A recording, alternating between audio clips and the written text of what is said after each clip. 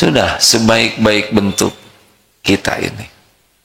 Sudah diciptakan, nikmat selanjutnya adalah nikmat diurus oleh Allah. Kita tidak bisa mengurus diri kita dengan sempurna karena kita tidak tahu apa yang harus kita urus. Paling makan sedikit, kita tidak tahu bagaimana menumbuhkan gigi, menyiapkan air ludah yang benar-benar begitu dahsyat kemanfaatannya. Kita tidak mengerti bagaimana jumlah air ludah kita cukup, tidak kebanyakan, tidak kekurangan. Alhamdulillah, kita juga tidak tahu menghentikan pertumbuhan gigi. Bagaimana kalau makin tua, makin panjang. Masya Allah. Untung berhenti tumbuhnya. Kita juga tidak paham kenapa di sini berhenti, tidak ada rambutnya. Coba kalau semuanya berambut, tidak mengerti. Kuku yang memanjang bukan jari. Bagaimana makan terus jari yang memanjang? Pasti menderita karena ada potong jari. Masya Allah.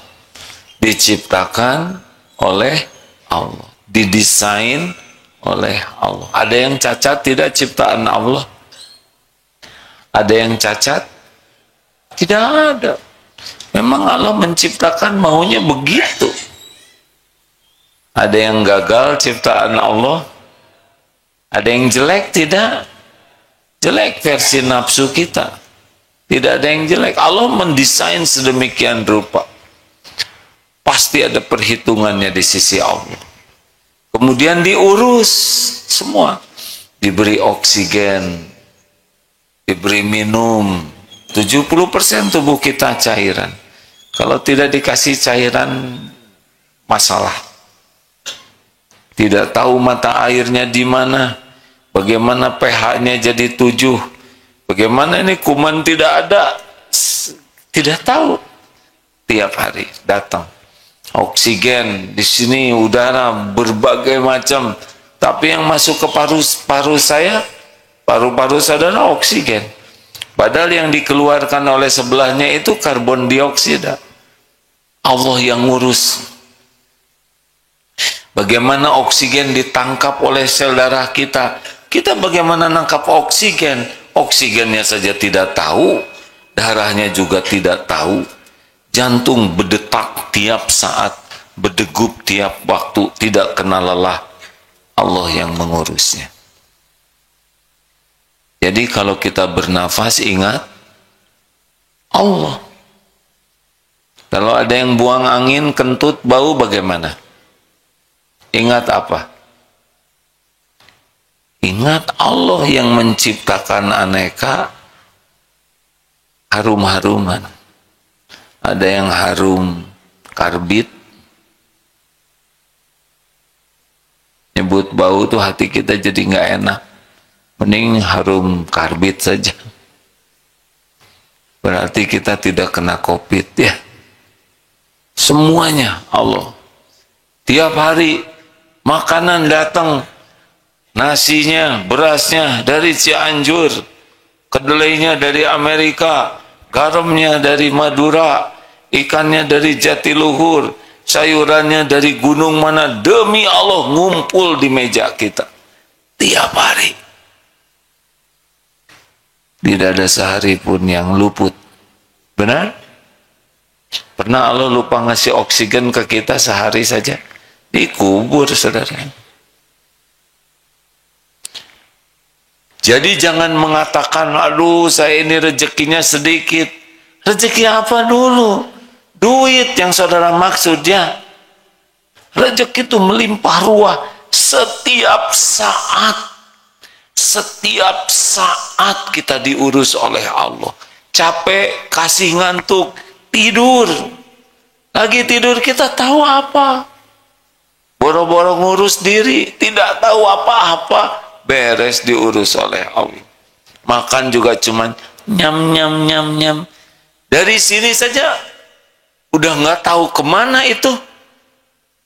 Coba kalau ngumpul di paru-paru, satu saja masuk ke celah menuju ke paru-paru, langsung kita diingatkan. Benar? Tidur, bisa bangun, itu nikmat. Bisa duduk, bisa kedip, bisa mendengar, semua ini nikmat. Tiada bertepi setiap saat. Maka orang tidak bahagia bukan kurang karunia, karena kurang bersyukur.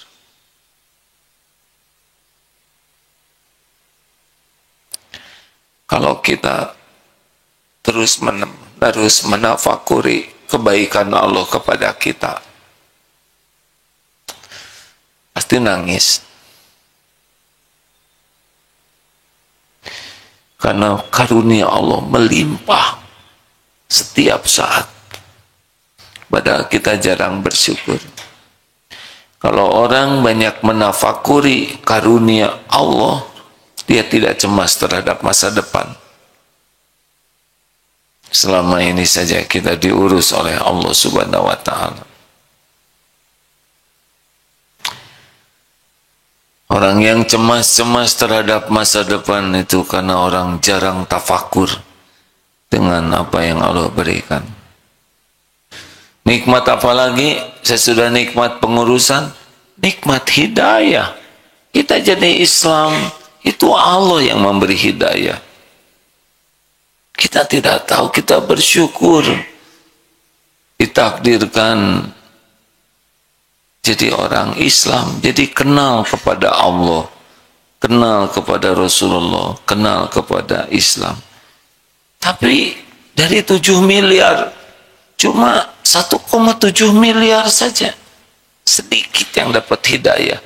Dan yang dapat hidayah juga belum tentu dapat nikmat iman. Ada yang dapat Islam, tapi belum tentu iman. Kalau Islam baru bersaksi, la ilaha illallah, tiada Tuhan selain Allah. Tapi kalau iman udah percaya, ini lebih tinggi nikmatnya. Dan yang paling top namanya nikmat ihsan. Yakin kepada Allah. Wah, itu antabudallah ka'annaka tarah wa illam takun tarah wa innahu yara. Beribadah seakan melihat Allah. Kalau tidak, kita tidak bisa melihat Allah. Memang tidak akan bisa lihat dengan mata ini di dunia. Yakinilah Allah melihatmu.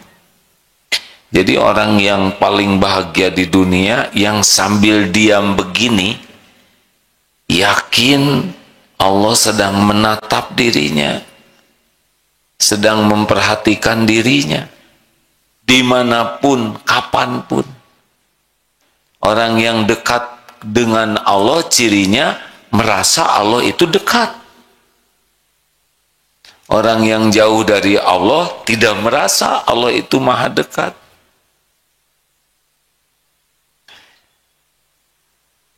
Jadi nikmat besar ini. Dan kita yang sudah diberi hidayah Islam, kepada hamba-hamba Allah yang belum Islam, jangan berpikir dan merendahkan. Justru apa yang bisa kita lakukan? Dulu Rasulullah Islamnya sendiri, yang lain belum Islam. Beliau berjuang jadi uswah hasanah, contoh bagaimana pribadi Islam yang benar. Kemudian beliau berdakwah dengan cara yang hikmah, dan beliau mendoakan sehingga Islam tumbuh sampai kita sekarang. Kalau kita orang yang non-Islam, hamba Allah juga, ciptaan Allah, dititipkan kepada kita yang sudah diberi hidayah ini. Coba kalau ditukar gimana? Sering menonton tayangan tentang para mu'alaf ya, terutama di berbagai penjuru dunia. betapa mereka sangat senang sekali mendapat hidayah Islam. Rasanya lega, hidup ini sangat tercerahkan. Benar banyak masalah, tapi jelas pegangannya.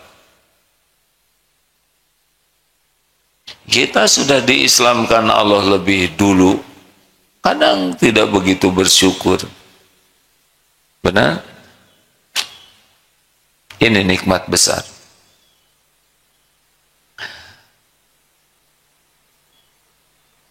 Nikmat yakin ke Allah itu nikmat yang tidak ada bandingannya.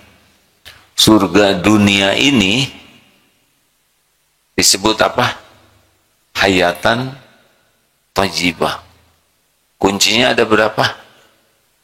2. Bahagia di dunia ini kuncinya 2 aja, hadirin. 1, iman. 2, amal soleh.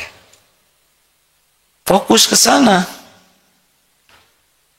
Banyak uang pasti bahagia?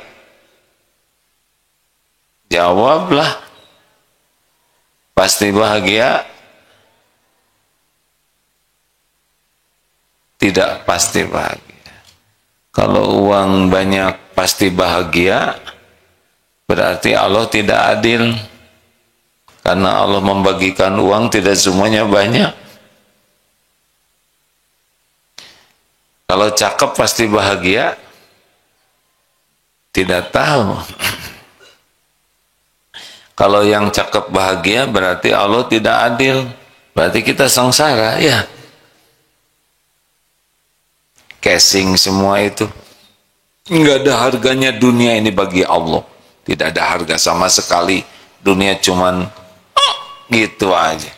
Dibanding dengan matahari saja dunia udah tidak ada apa-apanya.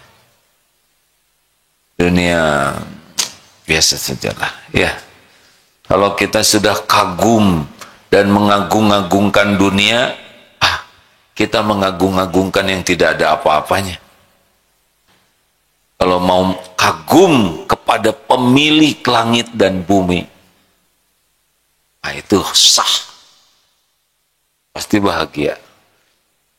Karena kita mengagumi yang semestinya kita kagumi. Nikmat apa lagi? Nikmat. Banyak sekali dari Allah. Nikmat dapat ilmu. Apa saudara pikir datang ke sini tanpa pertolongan Allah? 1001 kesempatan untuk dapat musibah di jalan. Kita selamat ke sini, Allah yang menyelamatkan. Saudara tahu, ada yang tidak suka saudara ke sini. Ada yang mati-matian menghalangi. Siapa? Syaitan. Setan itu tugas pertama dan utamanya menghalang-halangi orang paham agama. Karena kalau orang udah paham agama, dia kenal ke Allah. Kalau kenal ke Allah, dia berlindung ke Allah, setan gak berdaya. Kalau orang sudah ikhlas, mukhlasin, setan tuh gak mempan.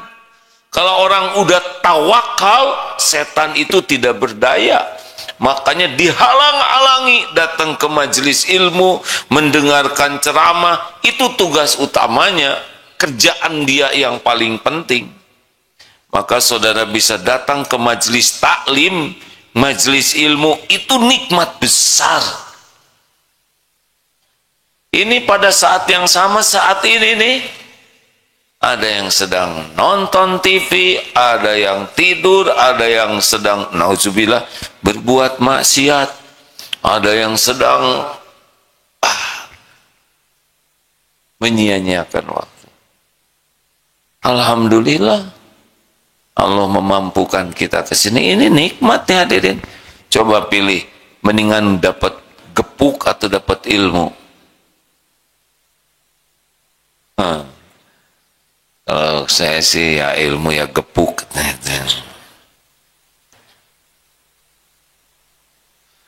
Kata Adeda, kalau suruh milih mending ilmu atau makan? Kan? Penting mana, ilmu atau makan? Kalau orang dapat ilmu, maka saya lupa lagi ya, pokoknya gitu aja lah ya.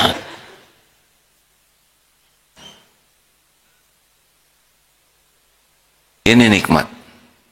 Jadi kalau kita tiap hari dapat ilmu, apalagi kita dapat guru yang yakin ke Allah, itu nggak bisa dibanding dengan triliun-triliun rupiah. Karena punya guru yang yakin, kita ke bawah yakin. Punya teman yang yakin, itu nikmat besar sekali. Punya pendamping hidup yang yakin ke Allah, itu tidak ada bandingannya. Karena tingkat keyakinan inilah yang akan menentukan kebaikan seseorang dan kecintaan Allah kepadanya.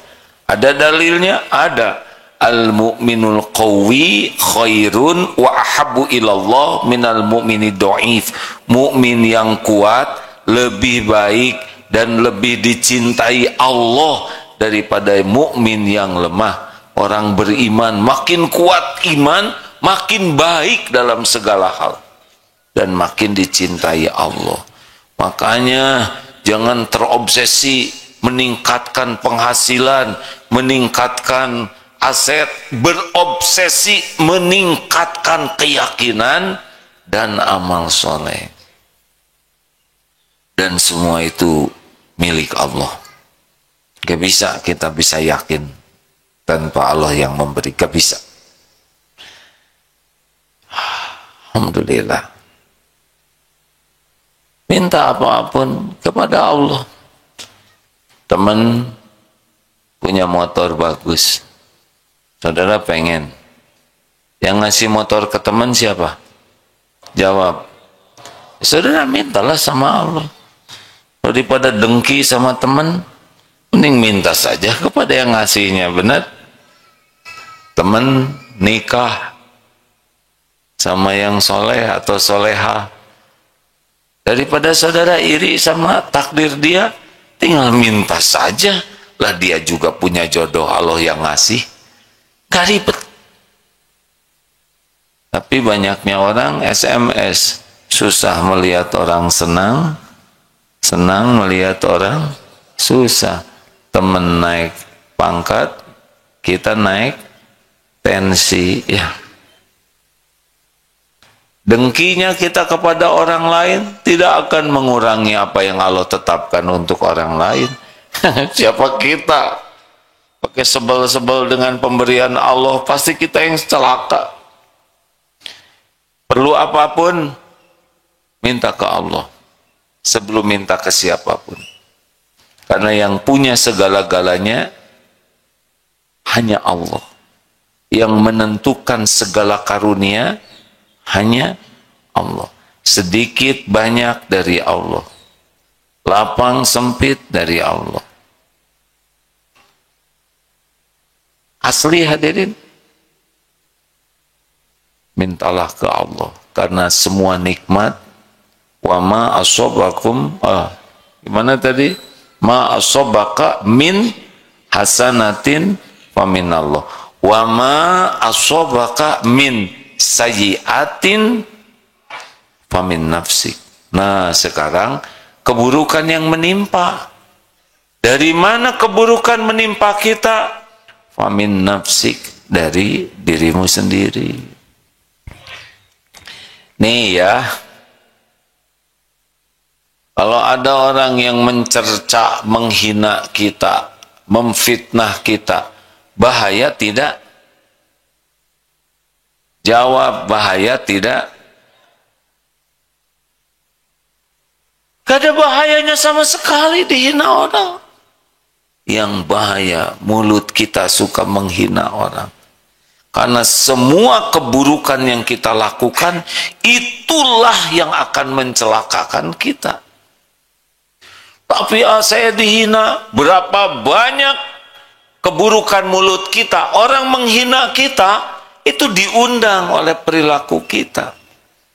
Makanya orang-orang yang selalu istighfar itulah orang yang paling benar dalam menyikapi hidup ini.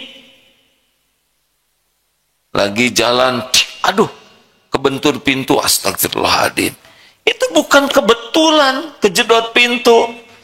Itu diatur Allah. Buka jendela, sini nih, benyut di sini. Jendela kurang ajar, kisah. Kenapa dong kebentur jendela? Pikir itu mata pakai apa aja. Kita berzina terus matanya, melihat yang tidak halal dilihat. Tidak ada satupun maksiat mata, kecuali Allah pasti tahu, kecuali pasti ada balasannya. Tidak ada yang tidak ada balasannya. Kita yang mengundang semua kepahitan. Benjol lu. Ini benjol tidak membuat kepala orang benjol, tapi bisa membuat kepala kita benyut itu. Kita menghina orang, yang paling celaka siapa? Jawab, kita. Tidak ada sekecil pun perbuatan famay ya'mal mithqala dzarratin khairan yarah wa may ya'mal mithqala dzarratin syarran. Sekecil apapun perbuatan kita, kita akan lihat balasannya. Jadi sebetulnya siapa sih yang paling membahayakan hidup kita di dunia dan akhirat itu? Jawab, siapa? Diri kita sendiri. Siapa yang lebih sayang kepada diri kita? Kita atau Allah? Jawab, Allah. Kita nggak begitu sayang pada diri kita. Kita zolim kepada diri kita sendiri. Kitalah yang mencelakakan diri kita dengan perbuatan-perbuatan buruk kita. Mata, mulut, telinga, pikiran, perbuatan, hati, semua itu balik ke kita. Allah justru yang mau mengampuni kita. Betul? Allah mah nggak untung kita taat juga. Aduh, kita ini udah dikasih segala macam oleh Allah, hidupnya petantang petenteng, dikasih kekayaan jadi sombong, dikasih kepinteran jadi ujub, jadi sombong. Padahal kalau Allah menghendaki ya model-model kita gini, ya tinggal disambar petir aja, jelebet, gosong, selesai. Apa coba? Sholat aja nggak pernah khusyuk, ngaji sisa waktu itu pun lebih sibuk untuk laporan, bukan karena ingin dekat dengan Allah. Karena mutaba'ah harian harus baca Quran 1 juz sehari, pakai bohong lagi, zikir jarang, dosa tiap pagi siang malam. Allah melihat semuanya. Hati-hati nih, kalau sariawan, udara sekarang jelek banget. Apa nyalahin udara? Lagi pancaroba nih, saya jadi batuk begini. Istighfar. Ini mulut ngomong apa aja? Ih, jerawat di sini. Ini banyak kuman daerah sini. Ini nggak cuci tangan. Tunggu dulu, jangan-jangan centil. Kagum kepada kulitnya sendiri. Kenapa ya ketek saya bisulan? Siapa tahu selama ini petantang petenteng. Allah tahu. Kita kalau dikasih yang bagus kan maunya pamer aja terus.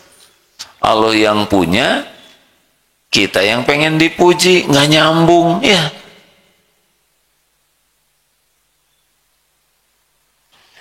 Waktu itu mau ada pertandingan push up, Kalau sudah tahu, udah pasti ujub, ria, langsung makan gado-gado, kacangnya bikin asam urat. Sendi itu banyak hadirin, tapi di sini nih sakit. Atau pasti nggak bisa push up. Allah yang ngatur sendi mana yang bakal benjol ada. Hati-hati, harusnya istighfar terus. Kejadian apapun, istighfar. Karena semua wama asobaka min sayyiatin famin nafsik. Surat Asy-Syura ayat 30, wama asobakum min musibatin fabima kasabat aidikum. Sejenis itu ya, musibah apapun yang menimpamu diundang oleh tanganmu sendiri. Jadi, tapi kelihatannya saudara tenang begini. Punya dosa tidak? Punya dosa tidak? Sedikit? Banyak atau banyak sekali? Banyak sekali atau luar biasa banyaknya? Pertanyaannya, berapa kali istighfar sehari? Kok nggak ada yang jawab? Kita mah istighfarnya juga bisa nambah dosa. Astagfirullahaladzim. Masa minta maaf melotot? Minta maaf menangis? Harus jelas dulu hadirin. Siapa nih yang membahayakan kita? Zolam tuh. Lihat Nabi Adam. Ketika ditipu setan, kan Nabi Adam gak nyangka di sorga ada yang nipu ya, tapi iblis menipu sehingga dilarang mendekati pohon, malah memakan buah. Tapi ketika tobat nyebut iblis tidak, Rabbana zolamna anfusana wa illam taghfir lana wa tarhamna lanakunanna minal khasirin. Ya Rabb kami, wahai Tuhan kami menzolimi diri kami sendiri. Tuh ngaku, kami sekiranya engkau tidak mengampuni kami, sekiranya engkau tidak mencurahkan rahmat kepada kami, kami pasti jadi orang rugi. Tidak ada nyalahin setan. Setan emang kerjanya nipu, tapi kita milih ketipu. Nabi Yunus ditegur oleh Allah dengan 3 kegelapan. Nabi Yunus ditegur karena meninggalkan dakwah. 3 kegelapan. Gelapnya malam, dikecemplungkan ke laut, gelapnya laut, dimakan ikan besar, gelapnya perut ikan. Ini nyata hadirin, bukan bohong-bohongan. Ini kisah nyata. Banyak orang yang dimakan ikan, benar? Lolosnya dari 3 kegelapan itu tobat. La ilaha illa anta. Tiada ilah ya Allah, tiada Tuhan yang berhak disembah, berhak diibadahi selain hanya Engkau. Tauhid. Subhanaka, maha suci Engkau. Apapun yang Allah lakukan, yang Allah takdirkan, yang Allah ciptakan, pasti sempurna baiknya. Termasuk beliau ditelan ikan, enggak ada suudzon kepada Allah. Subhanak, maha suci Engkau. Bayangkan, ini ada di perut ikan dalam keadaan sulit, tetap yakin ini adalah perbuatan Allah yang terbaik. Tidak ada yang salah dari apapun yang Allah takdirkan. Inni kuntu minaz zalimin. Sesungguhnya sayalah manusia yang zalim. Ngaku tuh, tidak nyalahin umatnya, tidak nyalahkan yang ngecemplungin, tidak nyalahkan ikan yang nelen. Jadi jangan ribet dengan orang yang sebel ke kita, dengan yang menghina, mencaci, meremehkan, memfitnah. Nggak ada apa-apanya, nggak ada bahaya sama sekali. Tapi saya sakit hati, itu mah saudara yang nyakitin diri sendiri, nggak ada kerjaan. Ada bahayanya. Orang yang sebel kita ke kita gak bahaya. Yang bahaya itu apa? Kita yang nyebelin.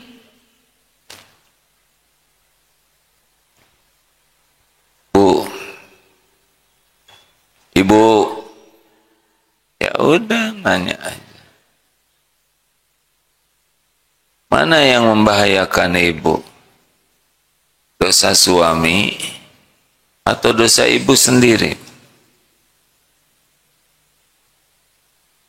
Saya tidak boleh jengkel. Ibu, mana yang akan mencelakakan ibu? Perbuatan kurang baik suami atau perbuatan kurang baik diri ibu sendiri? Suami sendiri? Sendiri. Benar. Itu benar. Jadi ibu lebih sibuk fokus memikirkan kekurangan kesalahan suami atau lebih fokus kekurangan kesalahan diri sendiri? Jadi ibu mau ngebongkar HP suami atau HP sendiri? Yang membahayakan ibu HP suami atau HP sendiri?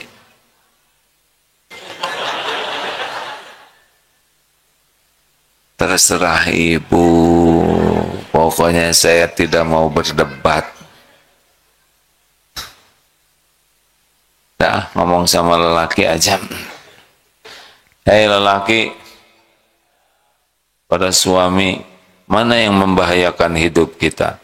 Dosa dan kesalahan istri atau dosa kesalahan diri sendiri? Enak aja diri sendiri, dua-duanya tahu.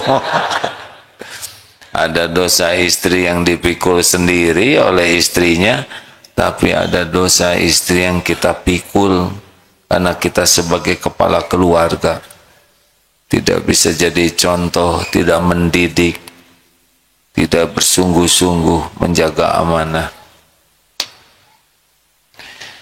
Nah gitu, jangan salah fokus. Kita terancam oleh keburukan kita sendiri.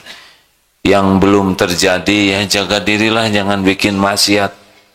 Karena setiap maksiat itu seperti nyimpen paku. Persis di tempat kaki kita akan melangkah ke sana. Seperti menyimpan ranjau, persis di tempat kaki kita akan menginjak. Nggak meleset. Jangan menganggap remeh maksiat. Itu petaka bagi kita. Bagaimana yang sudah terjadi, segera tobat. Banyak istighfar. Kita setiap waktu terancam oleh keburukan kita. Setiap ngobrol jadi dosa. Ketemu orang jadi dosa. Iya kan? Didosain, buka HP, yakinlah bakal jadi dosa di situ. Ada aja. Hampir tiap waktu kita ini. Makanya perbanyaklah istighfar. Man lazimal istighfar, barang siapa yang melazimkan istighfar, ja'alallahu lahu min kulli hammin farajan wa min kulli daiqin makhrajan wa razaqahu min haitsu la yahtasib. Barang siapa yang terus istighfar, terus minta ampun dengan sadar, ampun ya Allah, salat saya tadi tidak khusyuk. Ampun ya Allah, saya acting khusyuknya. Padahal engkau tahu saya tidak khusyuk, tapi pura-pura khusyuk. Ampun, saya tadi lirik-lirik yang tidak halal, astagfirullah. Ampun, tadi saya yang celetak-celetuk. Ampun ya Allah, tadi saya buang angin di mana aja. Orang ribut saya diam, engkau tahu pada saya. Oleh saya yang lihat kakek-kakek tak etata, Astagfirullah, astagfirullah. Ampun ya Allah, tadi ada kucing saya sepak sedikit, astagfirullah. Ampun, tadi ada WC umum, pada cuma 2.000, tapi saya nggak bayar. Aduh, jangan dibalas dengan mules ya Allah. Ampun, tadi ada yang minta-minta, saya kasih uang, tapi uangnya saya lempar, astagfirullah. Hampir tiap pergerakan kita tuh banyak dosa, benar? Astagfirullah, astagfirullah, astagfirullah. Ampun ya Allah, tadi saya istighfarnya acting karena dilihat orang, astagfirullah, astagfirullah. Padahal engkau tahu saya nggak lagi minta ampun, astagfirullah. Gitu.